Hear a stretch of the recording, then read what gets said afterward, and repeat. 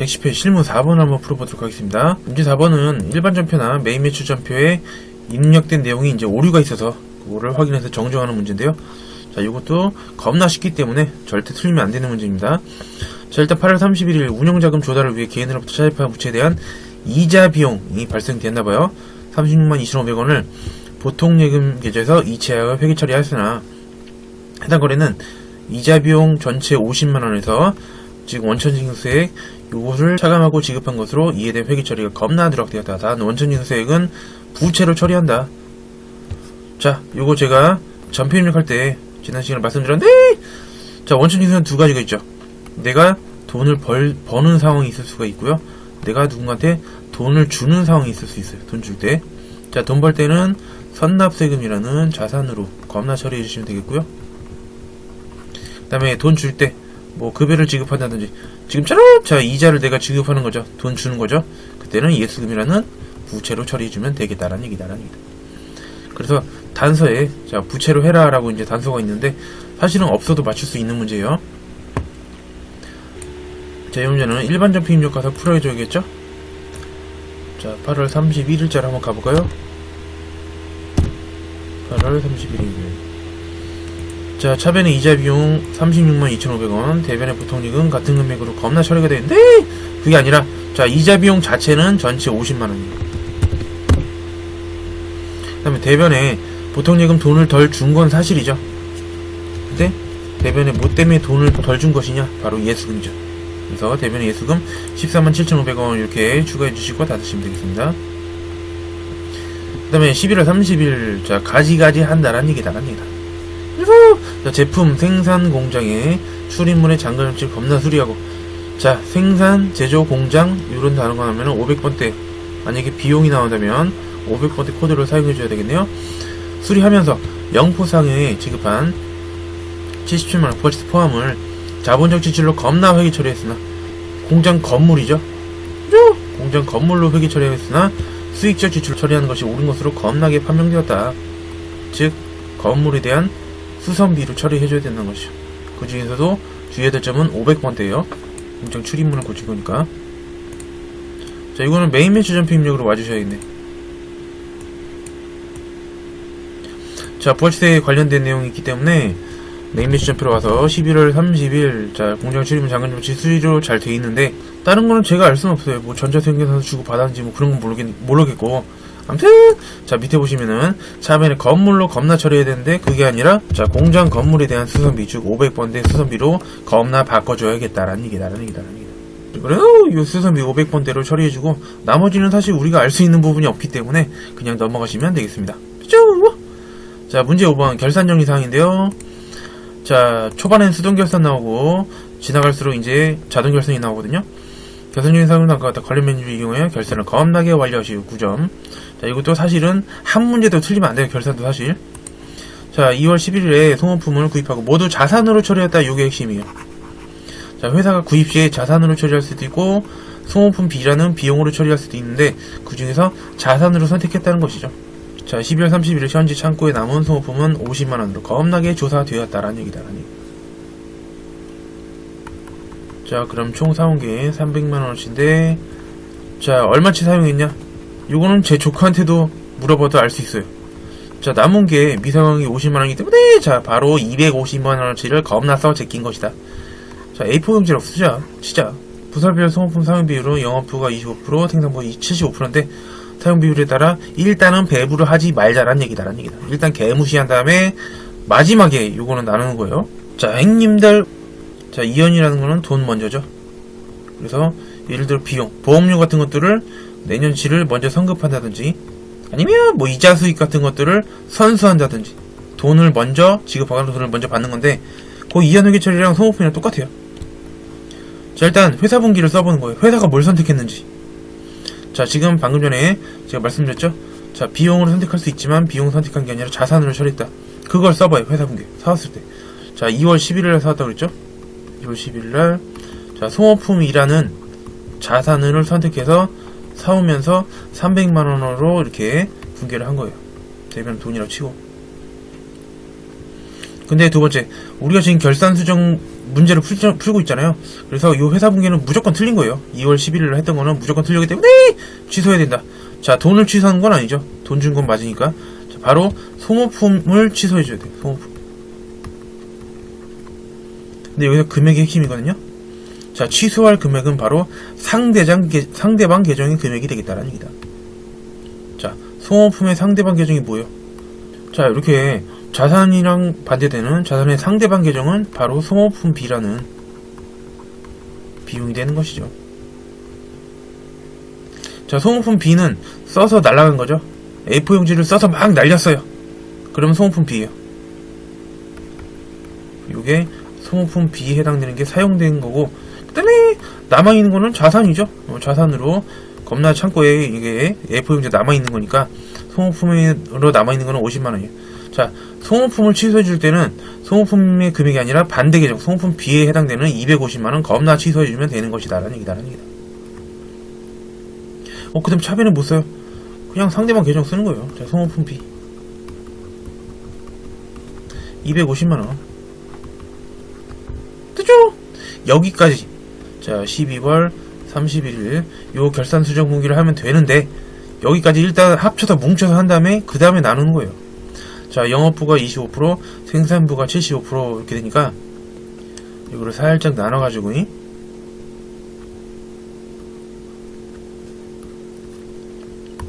자리가 없네? 자리가 없어? 어이가 없는 게 아니라 자리가 없어? 자, 그래서 소모품비 중에서 영업부, 즉 800번 때는 25%, 250만원에서 25%. 생산부에 해당되는 거는 같은 소모품 B지만, 자, 코드번호가 틀리면, 코드번호가 다르면 다른 계정 과목이에요. 이거는 75%. 자, 계산해보시면 800번 때는 625만원이고요. 그 다음에 500번 때는 187만 5천원이에요. 이렇게 최종적으로 요 250만원을 마지막에 나눠줘야 돼요. 아시죠? 이걸 처음부터 나눠서 어떻게 하려고 그러면은 답이 전혀 없다라는 얘기다라는 얘기다. 그죠? 자, 저는 일반 전표 입력 12월 31일자로 입력해야 되는 거니까 저는 입력을 생략해 보도록 하겠습니다. 자, 기중에 현금 시제 잔액이 장부 금액보다 겁나 부족한 것을 발견하고 현금 과부족으로 계상을 해야겠죠. 그런 23만 5천원 중에서 15만원은 영업부 업무용 자동차에 유류대금을 지급한 것으로 겁나 확인되었다. 자, 영업부에 대한 차량 유지비죠. 즉 800번대 차량 유지비로 판명이 된 것이고, 그 다음에 나머지는 결산일까지 원인을 알 수가 없어서 단기 비용으로 겁나게 대체를 한다는 얘기다. 그래서 현금 과부족의 경우에는 언제 생겨요? 언제 발생돼요? 과부족 발견 시. 현금이 과하거나 부족해요. 이때 생기죠?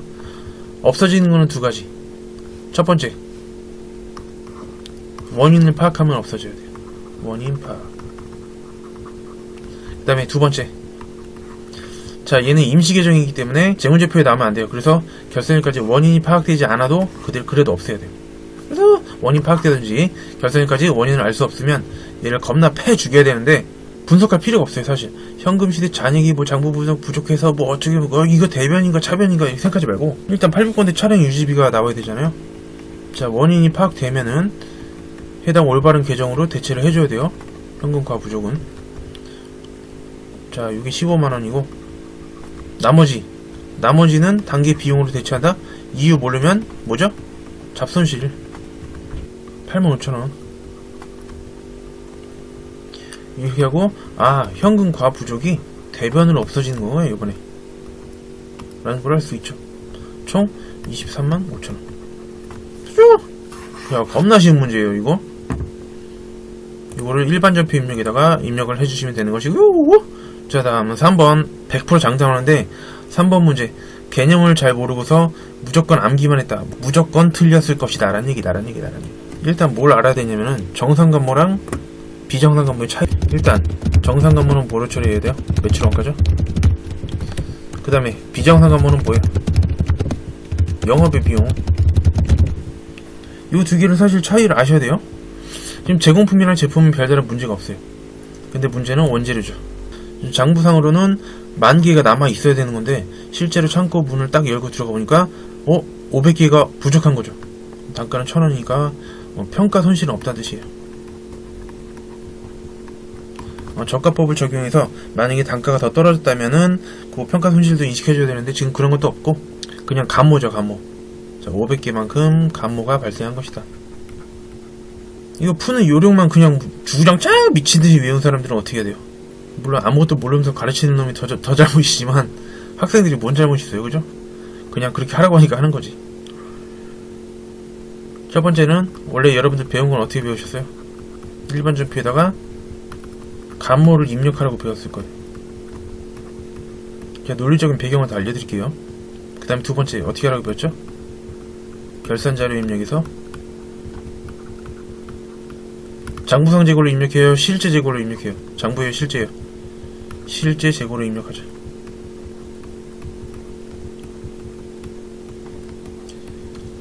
근데 여러분들 여기서 말하는 거는 비정상감모예요.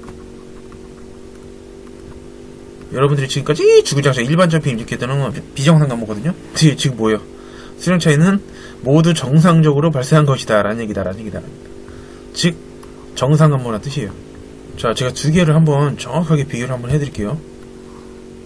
자, 요 원재료를 기준으로 해서 자, 특기정상 기초 얼마인지 몰라요. 그 다음에 추가로 매입을 했는데 얼마인지 몰라요. 사실 원재료라서 요거는 대변에 사용을 해야 되는데 그냥 가정상 상품이라고 칠게요. 여러분들 이해하기 그게 훨씬 편해요. 자, 상품은 파는 거죠. 팔면 매출원가. 그 다음에 다 팔고 남은 거는 기말재고. 그 다음에 팔린 것도 아니고 남아있는 것도 아니요. 같기도 해요. 팔린 것도 아니고 남아있는 것도 아니요. 자, 없어진 거죠. 중간에 팔리지도 않고 없어져서 남아있지도 않은 것도. 자, 감모는 두 가지가 있는데 위에서 말씀드린 대로 정상감모랑 비정상감모 두 가지가 있어요. 자, 제가 진실을 알려드릴게요. 정상감모는 매출원가죠. 그래서 자, 요 실제로 팔린 거 있죠. 팔린 것만 매출원가가 아니라 정확하게 말씀드리자면 팔린 거랑 정상감모 요거까지 합쳐야 요게 매출원가가 되는 거예요. 자, 그 다음에 비정상감모는 뭐라 그랬죠? 위에서 영업의 비용이라고 그랬죠? 영업의 비용.